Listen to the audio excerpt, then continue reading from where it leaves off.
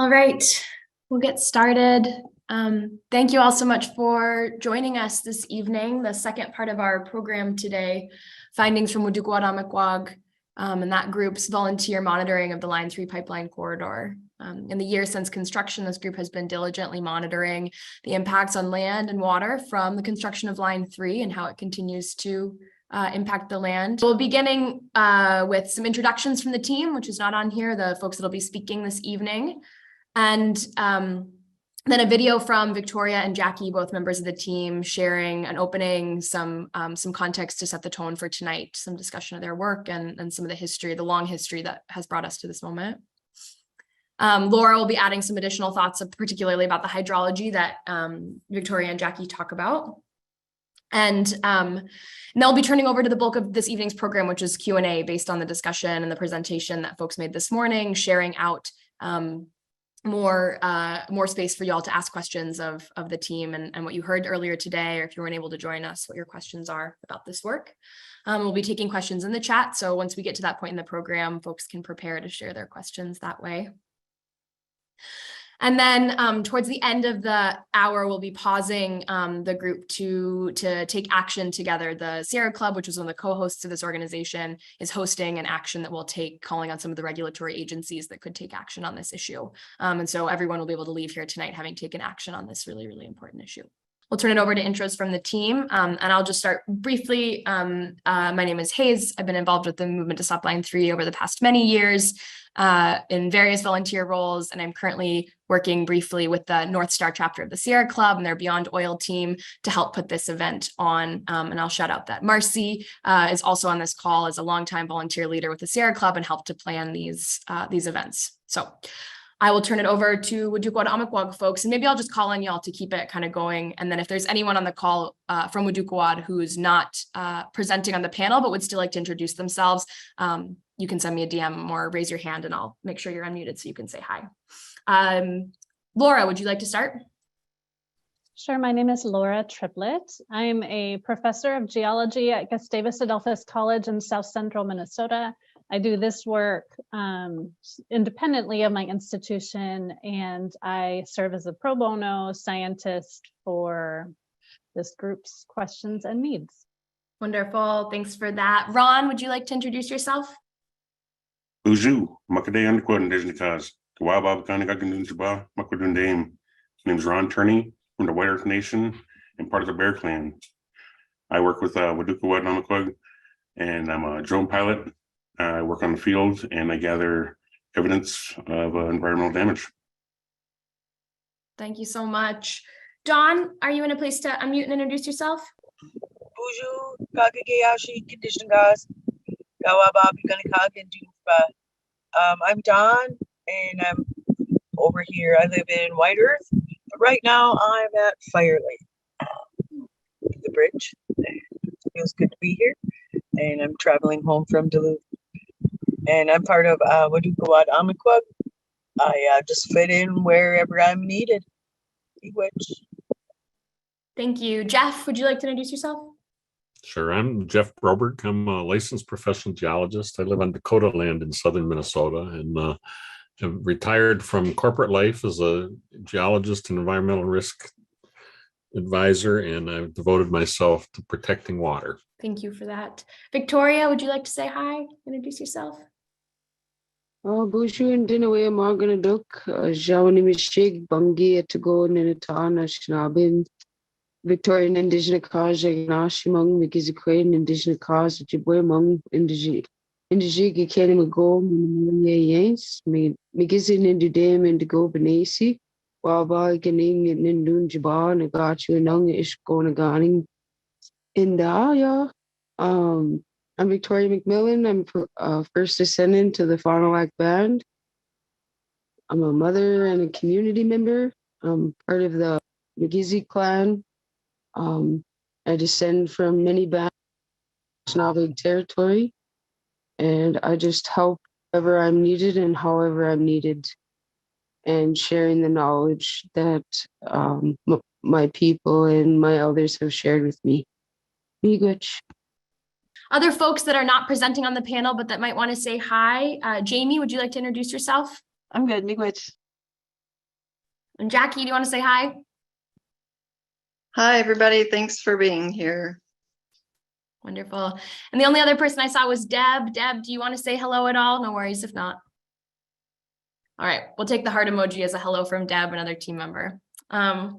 So with that, we will begin with this video of Jackie and Victoria sharing some context and some long history to get us started. Where shall we begin?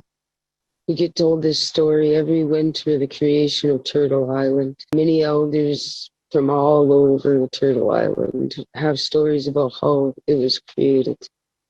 There was a great flood, and almost all cultures have a story of this great flood. In our story, we had a turtle, and it helped be refuge to all the animals and all the beings on Mother Earth when this flood happened. The birds would take turns resting on this grandmother turtle's back. I'm sure there's other variations and have pity on me as I try to tell this story in a good way. So all the animals tried, they all discussed what to do. And Sky Woman came down and said that they needed a little bit of earth to be able to create a new earth for all the animals to live on, all the beings of the earth to live on. And so each animal tried, and they tried, and many of them couldn't make it to the bottom of the water to get a piece of earth to help Sky Woman make this new bit of earth on this turtle's back. All of them tried. And finally, the muskrat, the tiniest of them all, and most of them didn't believe that the muskrat could do that, was Josh. Some of them, I think, even made fun of him for trying to think that he could do it when they all failed. But then the tiny little muskrat, insignificant as he was, thought to be, he swam all the way to the bottom and grabbed a bit of earth, and he made it back up, and he sacrificed his life to give us this Turtle Island, to give us a chance at hope at Turtle Island. And he came up, and none of the animals could believe it, but in his paw was a little bit of earth in the bottom of the water. And Sky Woman gathered the four winds, and they helped create this new Turtle Island that is today. And so Minnesota and around this area is the heart of Turtle Island. And all the fresh water that flows out from the heart of Turtle Island. The water is the lifeblood of the turtle that gives us all life here. If you can see on the picture, there's the Great Lakes, and Fond du Lac is right at the point of Lake Superior. And Laurentian Divide is up here too. And you have the St. Lawrence River flowing out to the east. You have the Mississippi flowing out to the south. You have the Colorado flowing out to the southwest. You have the Fraser going out to the northwest, and then the Mackenzie and the Churchill going out in the north. And those are the arteries of Mother Earth. That's the arteries of Turtle Island. And now we're looking at 45 aquifer breaches in the heart of Turtle Island. The heart that beats to create the flow in all of these rivers and all the ones that go off of them to feed all the farms, all the forests, all the animals, all of what makes anyone have a life. They didn't just affect our population here as American Indians. They didn't just affect our treaty rights. And it was really hard to fathom way back when we were discussing these treaties, and we were trying to tell them this is the heart of Turtle Island. I believe we even told them they could only do surface mining. They could only go elbow deep into the earth for this fact that this is the heart of Turtle Island, that if you pierce too deep, you're going to affect everything. And we tried to say this in every consultation since the first treaty. And we're suffering the consequences every time it's ignored. And our intelligence deserves to be respected, and consultation should always be a two-way street. It should not be set up and carried out in a linear model where we don't get to say what consultation looks like to us, or what it means, or what it is, or how it's set up. We don't help create these agendas. We're not, all of our people are not at the table. Our people are given a date and time to comply, to give their testimony, and if that doesn't work for them, they're left out. And that's not how we wrote treaties. That's not how we work together traditionally. And just because we've been forced genocide and assimilation doesn't mean we forget how to communicate with the United States government and their entities when it comes to our treaty rights.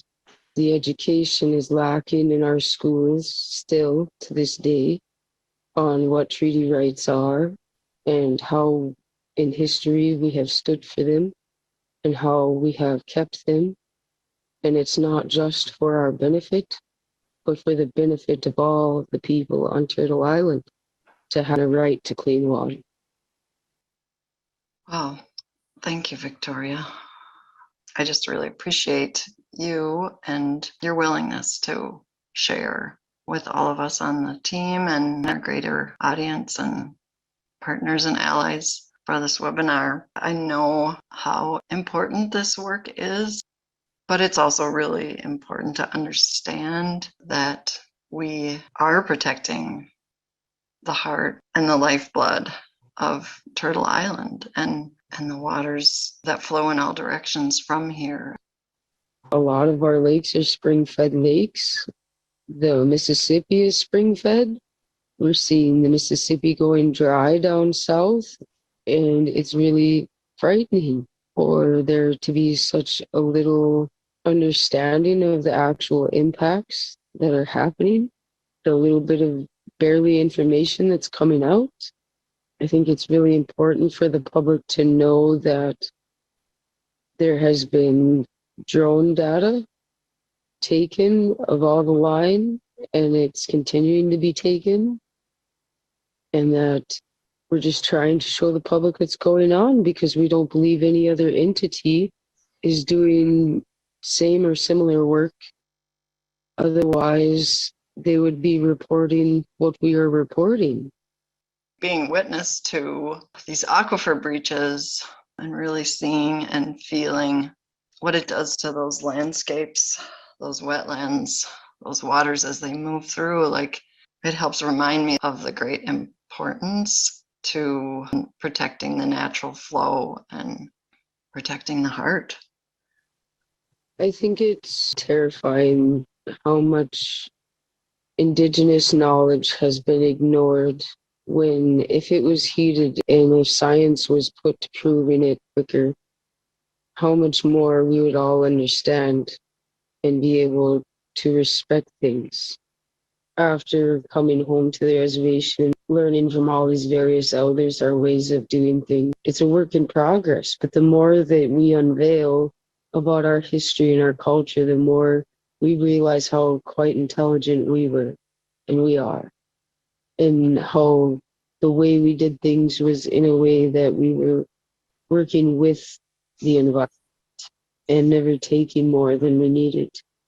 Never take it, and Mother Earth offered everything we needed at a certain time, and we respected those certain times, and we gathered what was offered. We didn't try to create, more or make something give us more.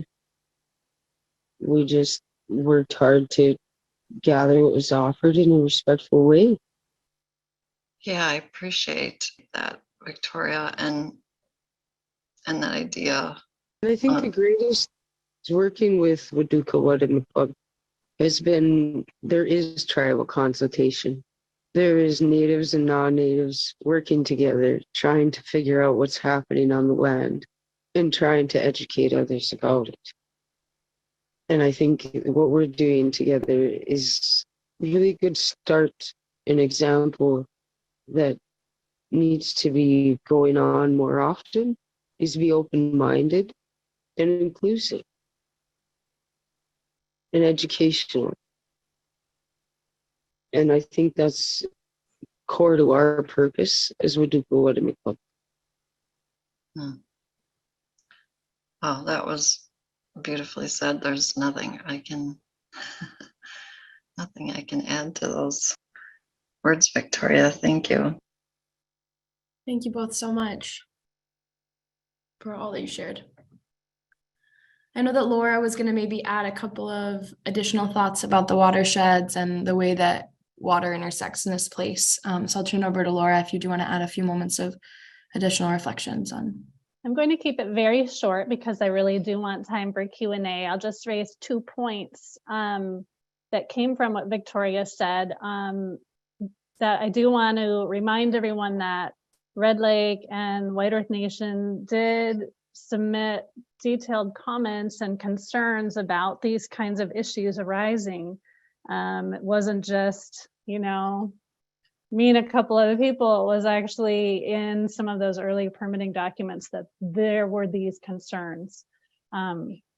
So Victoria, you're right, this has been raised by the tribes for sure. And from a water perspective, the wisdom that I take away from the Turtle Island idea and story is that, yeah, rivers are arteries. Yeah, rivers really do connect far distant points on the continent, And one thing I want us to remember is that from a water perspective, wetlands are part of the river. It's a false dichotomy to say, oh, but the river's over there and I'm standing next to it, but I'm on land and the river. Water doesn't have that real, a little bit arbitrary distinction that we tend to make between land and water. Water is moving through the land, water is moving under the land, moving through lakes into the rivers and then all the way to the ocean. It's one big complicated system. So thank you, Victoria, for that. Thank you, Laura. We're going to turn now to the kind of classic Q&A part of the program tonight. So if folks want to start sharing questions that they had during the noon program today or in the year since construction, and not that this group can answer everything, but reflections on what the group shared today at noon, what questions you have about their work, folks can start to share those questions in the chat. And we're going to get started with the question that we didn't quite finish in the program from noon today. So I'll turn it to Ron to ask about what the implications of these findings should be for Line 5 and other Enbridge projects, other pipeline projects around Turtle Island. So I'll turn it over to Ron to speak to the connections to Line 5 and other projects here. Bonjour, everyone. This is Ron Turney. Wanted to share some information about Line 3, what we've learned, and how it's going to impact Line 5, Wisconsin and Michigan. So over the past couple of years, we've learned a lot by being on the ground, keeping an eye on frac-outs, aquifer breaches, being connected to the land out here. We live here, we're from here. This damage isn't short-term. We're seeing permanent long-term damage here to our aquifers and wetlands. We've raised the alarm to state and federal agencies, but our message has fallen on deaf ears most of the time. Many of the presentations I've had to do, it's the first time these people are seeing this kind of footage, this kind of destruction in our environment out here. This isn't something you see the DNR or pollution control sharing publicly, and you'll never see an Enbridge posting something like this. And what we witnessed on Line 3 was 28 frac-outs that went reported, but we also witnessed many others that went unreported. And these are felonies in Minnesota. So Enbridge just recently pled guilty to conducting themselves in a criminal manner by misappropriating water at Clearbrook during the aquifer breach. And we have evidence of additional crimes, so they're not off the hook. During our meetings with the commissioners, DNR and MPCA, we found out that there was a serious conflict of interest. And with our meetings with Wisconsin DNR, we found out there's a similar pattern with permitting, meaning that Enbridge gets to decide who's their environmental monitor. They get to pay for them and supply them. And what we found out here in Line 3 was that 17 of the 41 monitors were former Enbridge employees or contractors, which doesn't give you a good independent oversight. And we see that same kind of problem at Line 5 in Wisconsin. According to the permit, when I asked the question, who's going to be responsible for providing monitors, they responded that Enbridge would be providing the monitors again. So this is a serious issue that led to many of the environmental impacts here at Line 3 in Minnesota. And this is what we're trying to do, trying to stop there in Line 5. Enbridge has a history of environmental damage, including one of the largest spills in Grand Rapids, another one in Kalamazoo, and many other pipelines have degrading infrastructure. So at Line 5, you're going to have the same company, you're going to have the same contractors, doing the same kind of work 24/7, trying to get that pipeline in as fast as possible. Over here in Minnesota, Enbridge and Michaels failed at 2/3 of the river crossings and released drilling mud in much of the wetlands. With the massive number of tributaries leading into the Bad River Aquifer, and it is a direct threat by Enbridge and Michaels. The EPA has already stated that Line 5 would negatively impact Bad River water quality and their wild rice. That entire area is like the lungs of the Great Lakes. The sloughs, the wild rice, and the Pinocchio mountain ranges. That's an abundance of fresh water, clean water coming off those mountains through those aquifers and into the Great Lakes. We can't let another tragedy like this happen in Wisconsin and Michigan. So that's why we're out here on the ground and sharing this information with you. Miigwech. Thanks so much, Ron. Starting to see some questions come in the chat. And so folks know we'll have a mix of questions from the chat as well as some questions that our team kind of pre-prepared. Jeff, is that a hand up? Yep. Yeah, as long as you're looking through questions that are coming in, I just wanted to add to Ron's that we're seeing mistakes that were made in Minnesota that should not be repeated in Wisconsin. Just for example, the manual in Minnesota for the environmental monitors, the people that are looking at the site day to day, did not include the word groundwater. A 75-page manual, and it did not alert the inspectors what the hazards that they could encounter with groundwater. The same thing is happening in Wisconsin. Don't let that happen. Minnesota did not have a standard for horizontal directional drilling and mud loss. Wisconsin has just proposed a standard. It's not the law, it's a guideline. We need those types of standards, though, that require due diligence up front before the work is done, inspection during the whole time, reporting. We believe that millions of gallons of mud were lost into aquifers, and we requested the PCA and others for the data, and they don't have it. And Enbridge won't give it to us.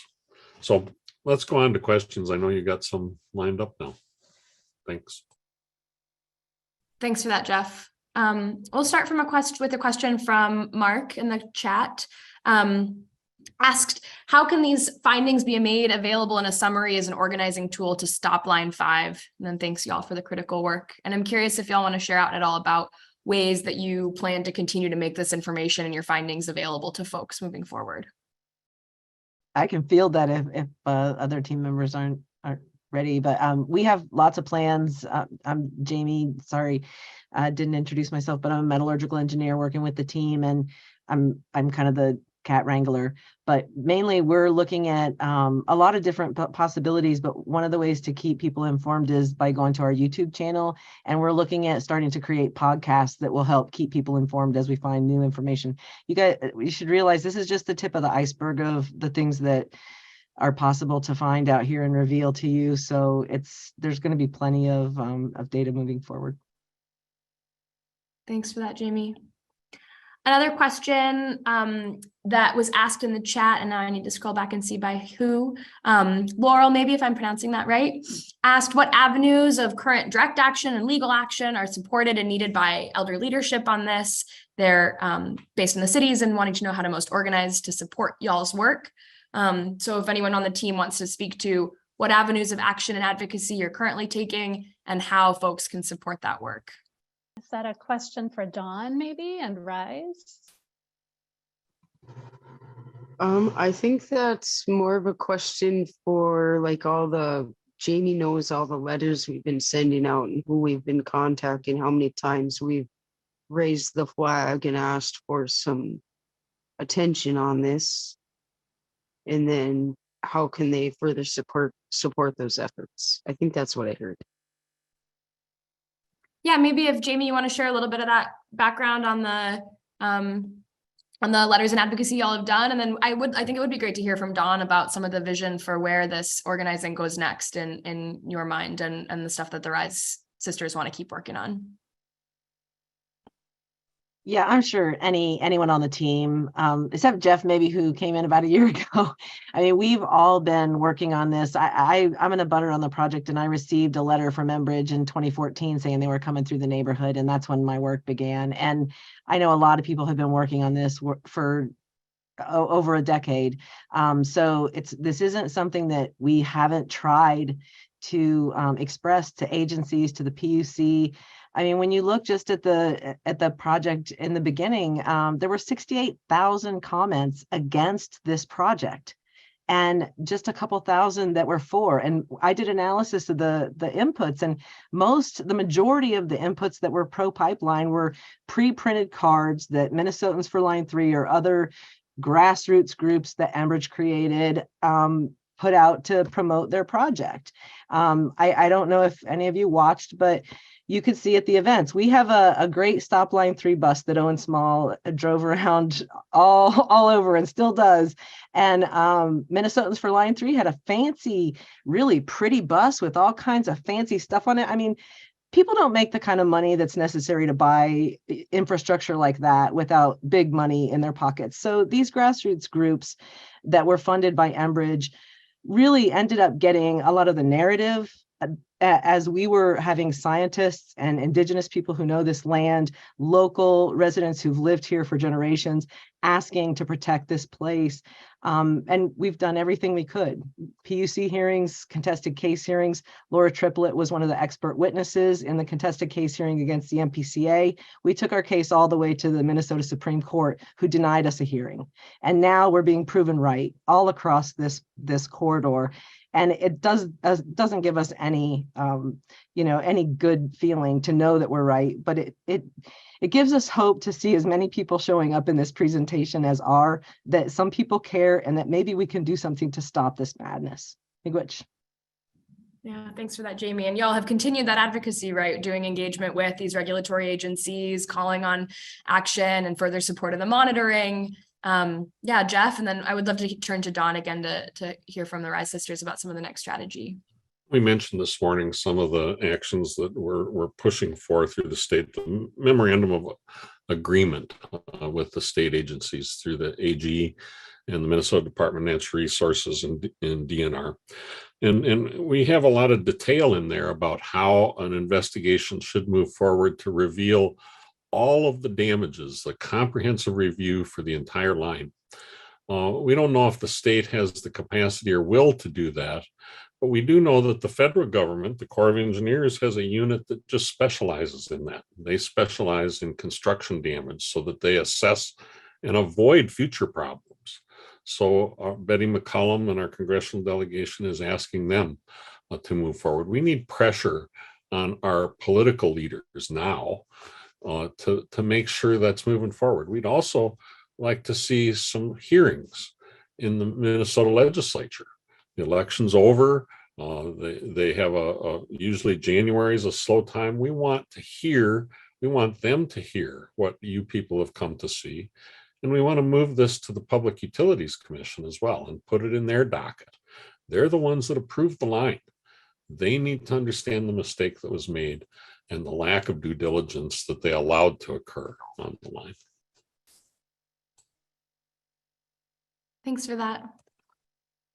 Dawn, do you want to speak at all to some of where you see the action going next, and where you would like to see support from people on the call to supporting this work and the other kind of organizing that you're doing with the Rise Coalition? Yeah, Bushu. I have to keep my camera off so that I can keep my signal up. I just got home here. Yeah, so it's really hard to see the after effects of Enbridge going through, especially in LaSalle Valley, because we knew it was going to happen. We knew that it was not a good place. and they did anyway. You know, so right now our efforts are really focused on letting everybody know that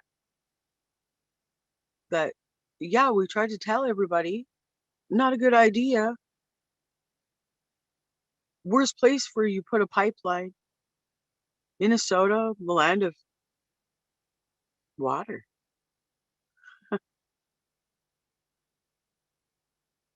It's just absurd. So our efforts, you know, will be focused on getting the word out there, letting everybody know, especially our relatives in Bad River and Michigan, what has happened here. We don't want it to happen there. And so we'll be doing what we can, and we can't slow down. We have to only rest when we can and then just keep going. So we'll be out and about. We believe that we want our land back. DNR doesn't know how to take care of it properly. It's time they give some of this land back to us so that we can make sure it's protected for the future. So that's the direction we're going now. And, so expect to see us. Miigwech. Thanks for that, Dawn. Just to summarize some of the discussion that's been going on in the chat, lots of continuing to uplift how useful this data will be from line 5. Charles said it would be helpful to have maybe a comprehensive document detailing what needs to receive close attention, read the pipeline construction Wisconsin, and some discussion back and forth about the permitting and the current approval for line 5. We won't get into that tonight, but there were some answers in the chat, and folks should certainly do further research about the current permitting status of line 5. So I'm just trying to address sort of what was there. And some questions too about future potential advocacy, all of which are great and we might get back to. But I wanted to circle back to a question that some folks submitted to us today after the panel, kind of about the particular content from today. So participants earlier asked for some clarifying questions about some of the stuff we were seeing in that noontime panel, like what are we seeing at these sites? So folks were asking, right, like what is a weir? What are filter beds? Why is it bad to add water to a wetland? Can someone give a little bit more explanation on the technical situation to help orient people? Can they explain how mineral heavy aquifer water can change the chemistry of the wetland and why that might be bad? So if somebody or a couple of folks want to speak to, again, just some of the specifics of what you're seeing at these sites, what's going on in the land, what are these materials that have been left behind? What are you still seeing? I think that would be great. Yeah, I can talk a little bit about the water. I think that's a great question. Why is it bad to add this extra water to a wetland? Because wetlands are already wet. Yes, wetlands naturally have water, but they are in equilibrium with the setting, the climate, the rain, the snow, the drainage that has been there for a very, very long time. Plants have adapted and evolved. Organisms have adapted and evolved. The wetland is not used to this massive influx of much colder water, especially in the middle of summer. That cold temperature could be problematic for some organisms and plants. Not used to potentially different chemistry. And so it has an effect on that surface wetland, it's gonna change it if it's left unaddressed. And also as the pressure is released from a deeper aquifer, that aquifer is liable to compact and not be able to store as much water in the future, possibly. So there's a lot of questions. I mean, really, there's a lot of questions out there. These are great questions, and it actually is complicated stuff and would take some pretty in-depth study. It's going to take some resources to do the science right. So that's what I would say about the concern about adding water. Now, why are wetlands important? Let me give one little pitch for why wetlands are so critically important. For one thing, they store water. And we need the plants and the soils that have been evolved to do this there, intact, coherent, to store water so that during a dry period, they can release it out to the stream. Or during a big rainfall, they can store it so the stream doesn't flood out. These wetlands and headwater areas are so critically important.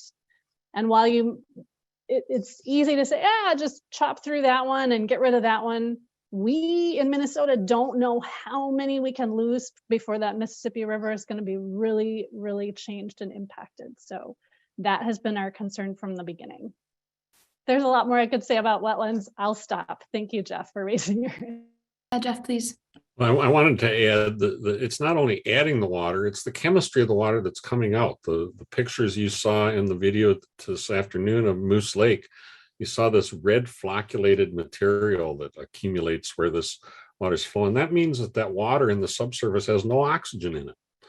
So it's deprived of oxygen. It's becoming oxygenated at the surface.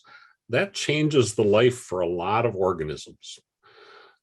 We know that sulfates, for example, affect wild rice. We don't know the sulfate makeup of this water. It's something that needs to be assessed, and it's likely to be different in different places. We have these 45 outbreaks. They all could be having an impact in that regard. And we didn't talk about the fact that the pipeline cuts off the flow. In LaSalle, we have this wonderful wetland that now we have a cement wall that cuts off the natural flow that's equilibrated since the end of the glaciation, 13,000 years. And now that wetland down gradient has been robbed of that. These water-dependent ecosystems are being destroyed up and down the line, up and down the hill, up and down the river. Thanks. Thank you for that.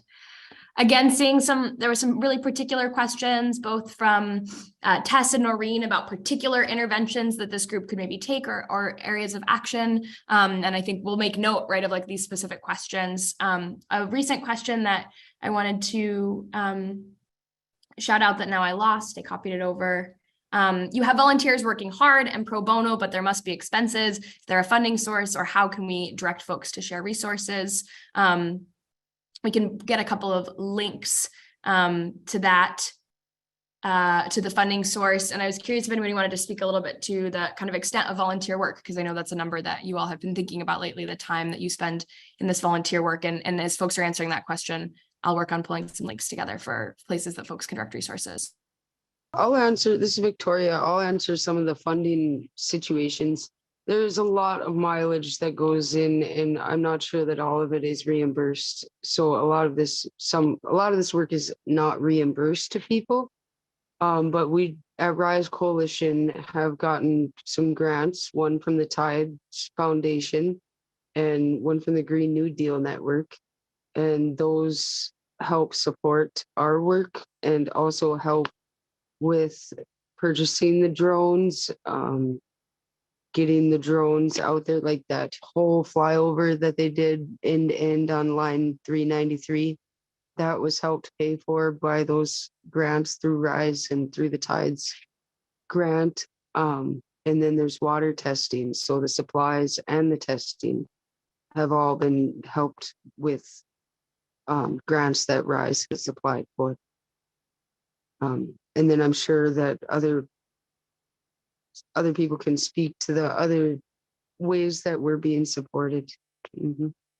And that, yes, the work is expensive. Science is really expensive, I'll say. And it's part of the reason why, Jeff and I do this work pro bono is it's really expensive. So, but doing the water testing, getting the meters, all of that stuff. So I think more directly, I think what I hear Victoria saying, and there's some chatter in the chat about places that we could use more support for ongoing water testing and monitoring and the mileage, like Victoria said. So I think Rise, Ron Turney, a couple other ideas there in the chat. Thank you very much. That's really appreciated. Another question just coming in through from Michelle, asking how many aquifer breaches losing how much water per year while drought and no water across the globe. We knew Enbridge would criminally devastate Turtle Island. Miigwech for the evidence against Enbridge. Thank you. They need to be held responsible. Does somebody want to speak to that question of how much water and how many aquifer breaches, Jeff? This is a critical question. The first part of this is important because it's often characterized as what we call unregulated flow. That's illegal in Minnesota without a permit. So that's a place to start. The estimates that we've been given, we believe, far underestimate the amount of water that's lost. They said in Fond du Lac, 319 million gallons of water a year. That's more than all of the water used in about 3 counties in western Minnesota. That's groundwater that's no longer available for clean drinking water uses. The flow rates at LaSalle, we've been watching very close, and Ron's been monitoring their kind of comical abilities to or efforts to measure the flow. They have picked out, I think, 4, Ron, you said, spots where they're measuring the flow, and our drone photos show there's a dozen or more. And so they're reporting this flow to the state, but far underestimating. It's difficult, and here's a concern. They're going out trying to prove how much the flow is and doing more damage all the time. Every time those crews go out there, they risk spreading invasive species. They're leaving tracks, they're leaving waste behind. And we need to first stop the damage and hold back and assess this for what it is. Let's do another drone photo here in a month or whenever for the whole site. See how many of these are still leaking. Have they gotten better or worse over time? Are we depleting these aquifers, or is this something we're going to see forever? So there's a lot to be done. The frustrating thing is we're a bunch of volunteers. You know, we've met once a week for a year to put this together and put together assignments for what we're doing and lay out the field testing plans and get all the support together. And that's the power of the people. But it's really the state's job. And that's the pressure we need to apply, I think, is to make sure that the state is putting their resources in. And if they say they don't have the money, well, you know, they have money from the settlements from Enbridge that pay for continuing monitoring, that make them pay fines for the costs that the state would have. Let's enforce that on them. Thanks, Jeff. Victoria? Well, I just wanted to mention that when we're talking about how much water is lost, Enbridge only had, like Jeff was saying, there's only how many weir boxes counting the flow of water, you know, keeping count at like maybe 1 or 2 sites that are purging water when there's 10 sites there. So the weir boxes aren't even measuring all the flows of water. And then they're only reporting so many aquifer breaches. And they brought up Fond du Lac. And with the drone data, we have somebody tell me how many spots on and around Fond du Lac have spots where there could be aquifer breaches. Because they're only reporting 1, but I remember seeing like 4 on the drone data where there's upwellings of water. And so there's all these other ones in between that us as a volunteer group haven't even been able to go out and test. And you've seen the maps with all the pings on it. Those are all sites that we're worried about, that the drone picked up upwellings, changes in water temperatures, and changes in water, where the water is, right? And so there's all this water, it's not being counted. And it's not being reported. And I just wanted to make sure that everyone knows that there isn't complete data. It's not out there, and it's not going to be, because nobody's really regulating this project. They're allowing them to regulate themselves and report on themselves until we start complaining, and then they start looking, and then they admit to a little bit when they're still hiding all these other breaches. Thank you for that, Victoria. Charles asked a clarifying question in the chat. What is the purpose of a weir box? And I saw Ron raise their hand as well. So Ron, whatever you were going to speak to, and then also if somebody wants to clarify what the purpose of the weirs are, that would be great. But Ron, please. Yeah, I'd like to add that this kind of workout here a lot of us don't consider it work. We're connected to the land. We have a relationship with the land. But there are costs getting around.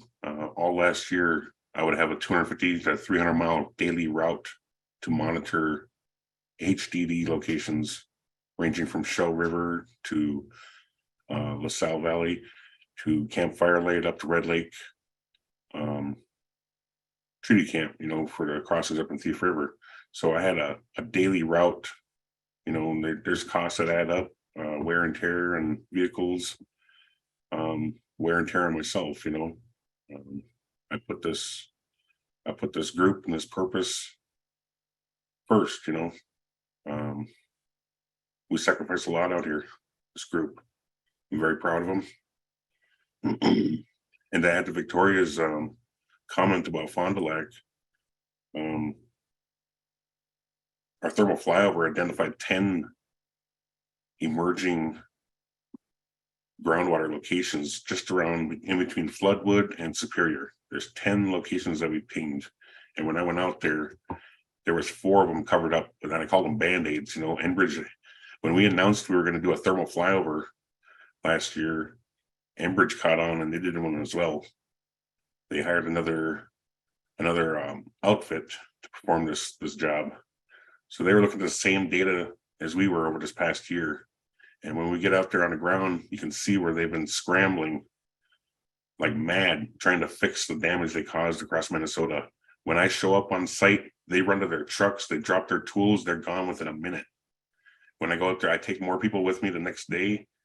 The same thing, we show up at MSR1. There's 5 truckloads of them there. They drop their tools, they run to their trucks and they leave immediately.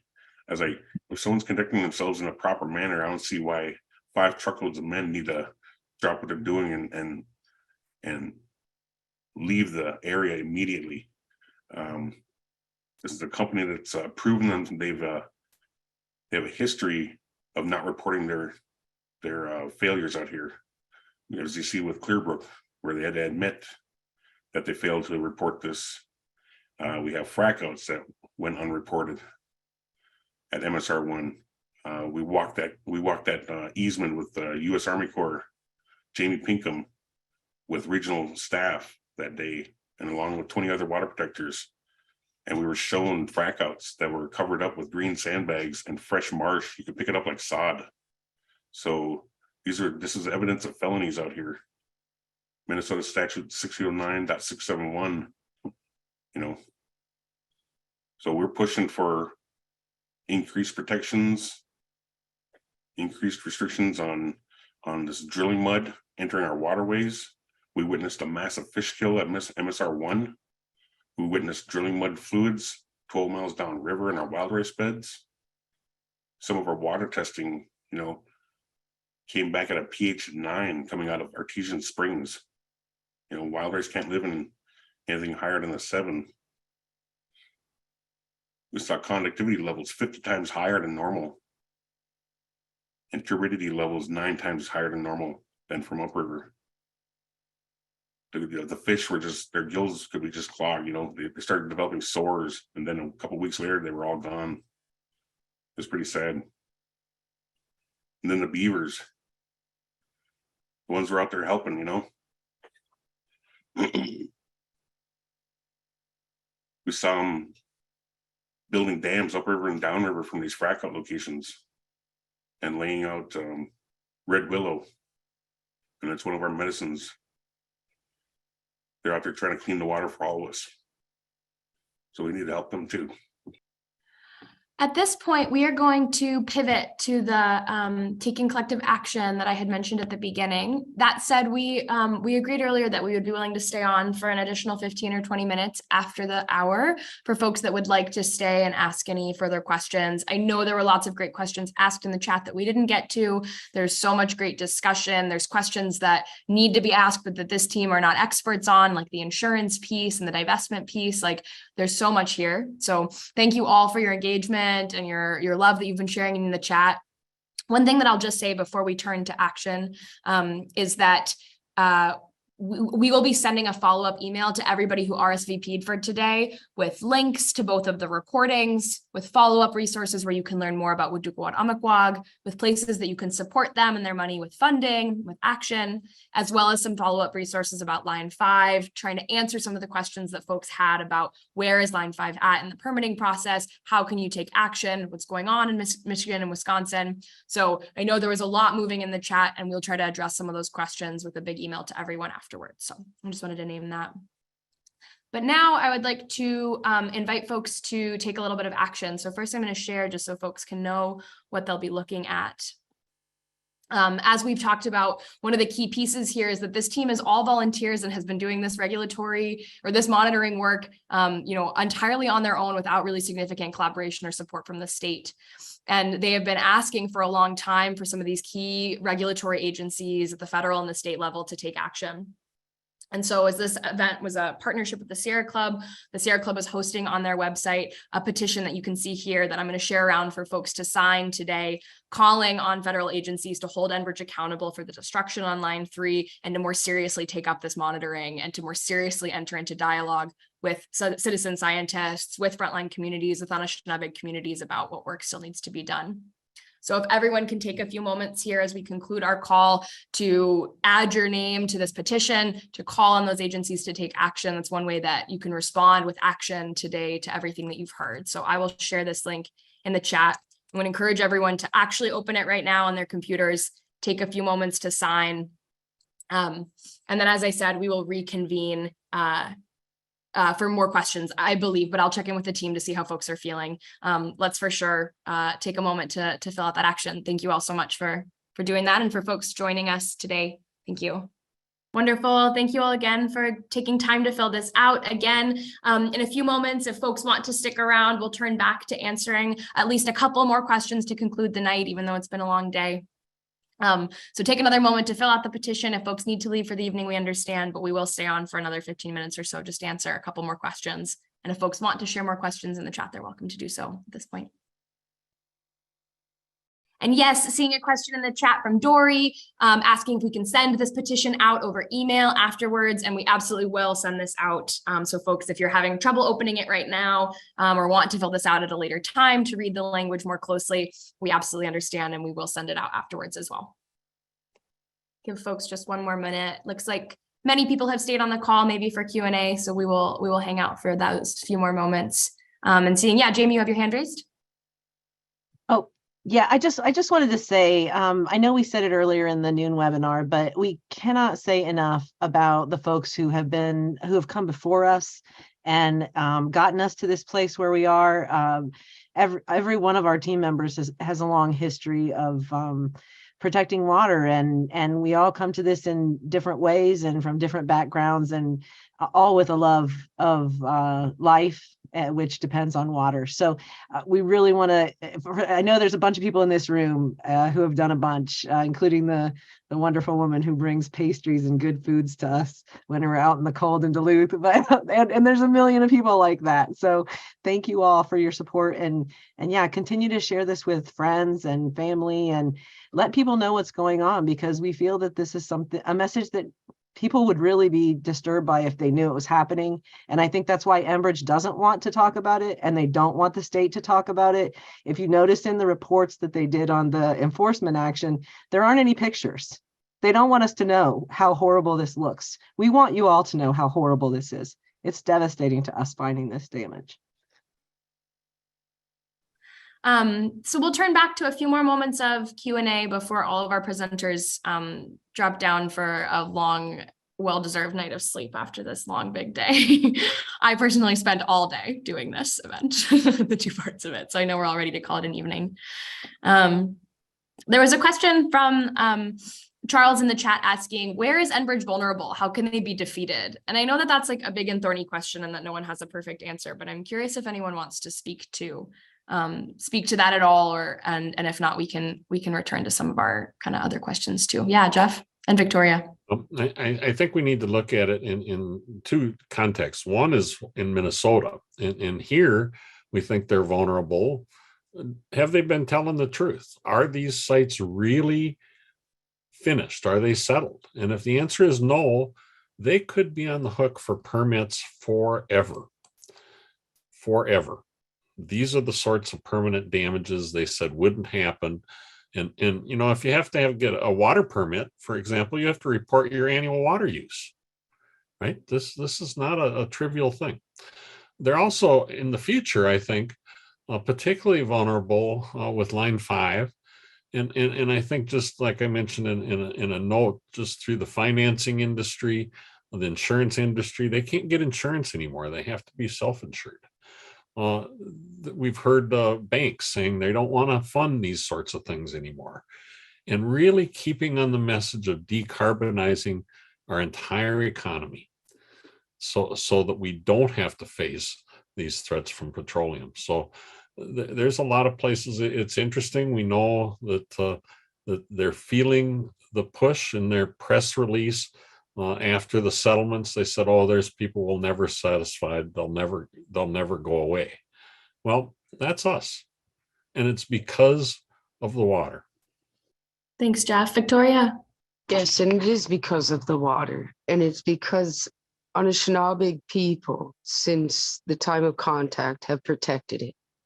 And I think there's some things we need to think about in history. With boarding schools, it was going on since before treaties. A part of us getting our annuity payments for one of the first treaties signed with Anishinaabe people, we had to agree to let them take our children to boarding school. And in doing that, we lost a lot. And our people were abused greatly there. And generation after generation of our people had to go to boarding schools. And it never got better for them. They were beat for their language. They were sexually molested. They were killed there. They were forced to be sick and not treated for their sicknesses there. And none of this changed until non-Native people stood up for our rights to have families, to be able to have our children with us. The Merriam Report, if you want to look that up, it was a woman, a white woman, came around and did all this research about how boarding schools were affecting Native American families. And she brought it to Congress and showed all of the government how we were being treated. And until then, boarding schools didn't start to change. They didn't change hardly at all. And so it takes all of the citizens of the United States to start looking at how their government that they vote for is choosing to treat people. And we need to remember treaties are the supreme law of the land, Article 6 of the United States Constitution. No law can supersede a treaty. No action can supersede a treaty. Our treaties protect you too. They protect your children and your grandchildren and the 7 generations coming for your family. We did this to protect all of us. And so when you're writing your comments, make sure that you mention treaty rights. Make sure that you mention the United Nations Declaration on the Rights of Indigenous Peoples that also back up treaty rights, also back up us getting our rights to consultation back, our rights to our own tribal governments and consensus. If we were allowed to decide Enbridge coming through our reservation based on our traditional formats, our consensus, they would have never been allowed to come through Fond du Lac. Fond du Lac people did not say yes to Enbridge. 5 people on Fond du Lac said yes to Enbridge. And that is the Fond du Lac RBC, which is put in place by a United States policy called the Indian Reorganization Act. And they created our governments and they say how they operate today. So we don't have our ways of life all the way back yet, but we are reclaiming them. But we are at a disadvantage. And so the more that non-Native people can advocate for our treaty rights and our rights to reclaim who we are and not keep fighting things like Enbridge, we will see a better future for all of us. Miigwech. So I guess what I'm saying there is their greatest weakness is our rights. And if everyone stands for them, then we can get somewhere. Do you want to elaborate on what you just mentioned in the chat at all? Yeah, I've been meeting with the U.S. Army Corps since last year. I met with the head of civil projects. I met with regional commanders for Michigan, Wisconsin, and Minnesota. And during one of our last meetings, I met with the regional commanders deciding on the Line 5 permit. I was invited by Don Goodwin and the Fry sisters and the grandmas that were representing everyone out here, trying to protect clean water. And the regional commander in charge of the Wisconsin side of the permit hinted at the treaty rights of Bad River and the issues of the impact of Line 5 on clean water and wild race is what's going to beat the Line 5 project in the EIS. So if we can get a full EIS conducted of the project instead of just a Straits of Mackinac, if you get a full EIS, the treaty rights of Bad River, the impacts that are going to be seen there will be what stops Line 5, I think. And that's what the Army Corps during these meetings, that's what I've gotten out of it. And I think that's still what needs to be pushed for. We need to keep pushing our representatives, our senators. We need to investigate Line 3, the impacts. There's a department there, the U.S. Army Corps, that can investigate this. This is on their radar. They know that this issue is a big issue. There's 27,000 plus comments about Line 5, and we try to spread the word beforehand to inform people over there to help, fight this. So we're going to keep working on this and keep gathering more information to help protect Line 5 and defend our water from other projects as well. Miigwech. Thank you, Ron. I think I'm going to put my my executive facilitator hat on, and I'm going to ask the last question, which is one of the ones that we had talked about prior. One of the frameworks that y'all use in the memorandum of agreement that you've submitted to state agencies and asking to partner with them is an ask that first and foremost, they do no more harm, that both Enbridge and these regulatory agencies do no more harm. And I was curious if y'all could speak to, what does that look like to you moving forward from here for state agencies to take accountability and for Enbridge to take accountability and to move forward in a way that does no more harm? And I think we'll conclude there.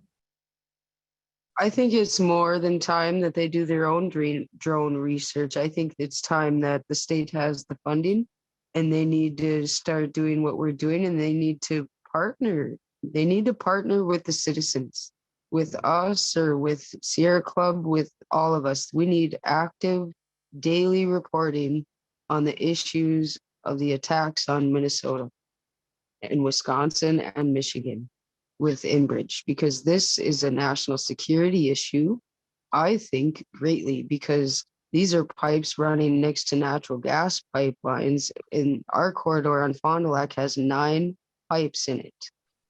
And they are doing whatever they want without regulation. I think it's high time for regulation. I think a cease and desist order is in order.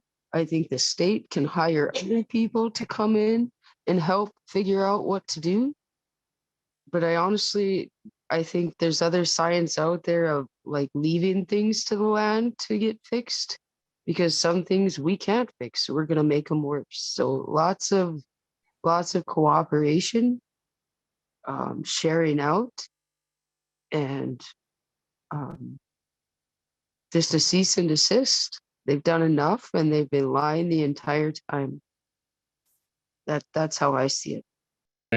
I think too that we know not to trust Enbridge, and what we've seen is the state believes and trusts everything that they submit. The first step to fixing this is to verify everything that they say. We can't trust them. And we're so motivated by this do no harm after seeing what happened at LaSalle, where they went in and made a fix, quote, that is permanently cement wall across a sensitive peat wetland with outstanding floral diversity. And then they're going out there day after day after day trying to sample the water. Let's just stop and assess all the damage first. Let's do the new drone vote videos, send the ground truthing people out, compile, share all of our data and show them, but let's just stop until we know what the whole range of impact is, and don't let Bar Engineering and Enbridge write their own rules. Thank you for that. Jackie, do you want to close us out? Yeah, just wanted to say a piece about, Jeff alluded to the ground truthing. So my primary role on the team is to go out in the field, on foot, by canoe and snowshoe, whatever it takes to get to these sites. And so for me, do no harm became real in seeing these sites. So oftentimes, I will see a site post-construction. I'm taking inventory of all that has happened there. And then if we do alert the DNR, or, they realize we've been out there and they respond, the response is so hurried, it is reactionary, it is making matters completely worse.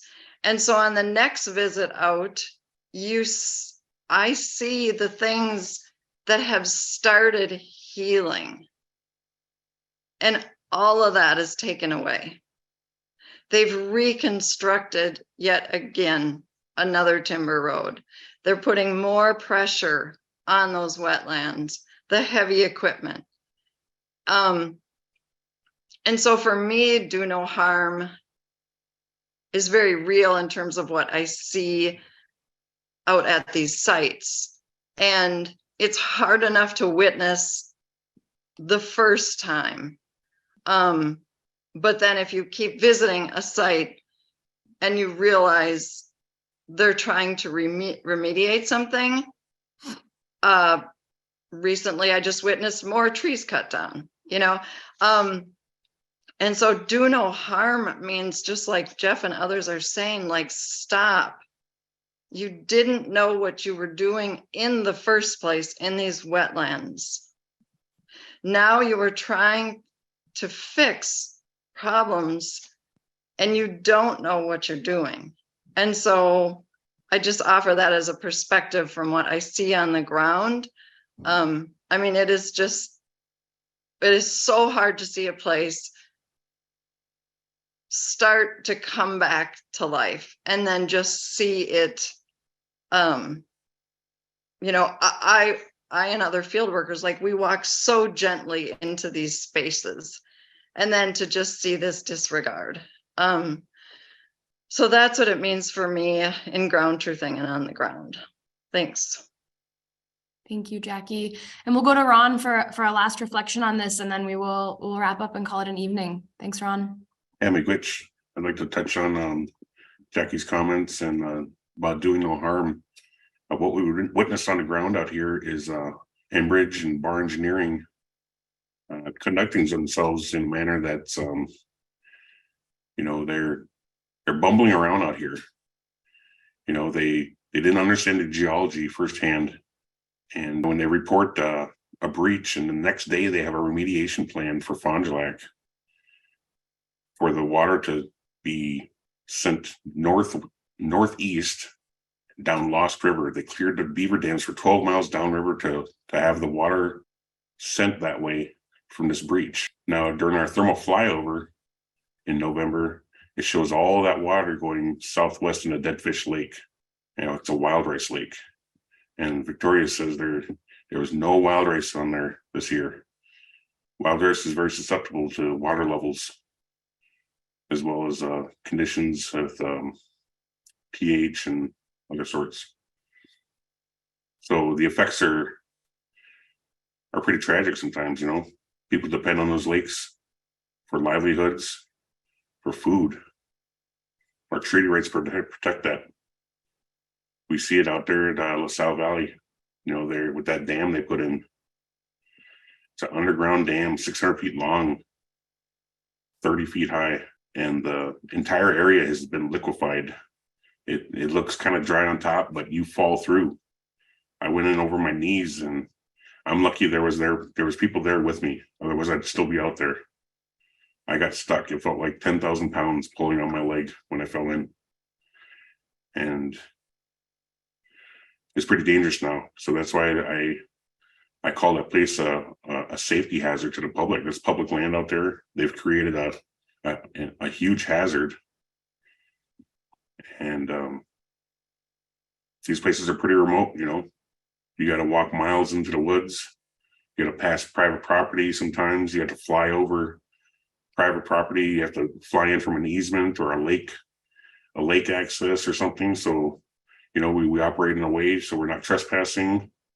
We operate in a good way with the land, and we're gonna keep working out here. We're gonna stand the ground for all of you. Miigwech. Thank you, Ron, and thanks so much to everyone for joining us this evening, for so many folks staying on to hear more of the discussion. I'll just reshare in the chat the YouTube link to hear more, to learn more from Waadookawaad Amikwag, the email address to get in touch with them if you have further thoughts. So many people had ideas about strategy, about where this work goes next. Please reach out. And like I said, we'll send a follow-up email with resources and ways to stay tuned into the future. So thank you everyone for taking some action tonight and joining us and bearing witness to all this work. And thank you to our panelists in Waadookawaad Amikwag for all the work you all have been doing. Good night, everyone.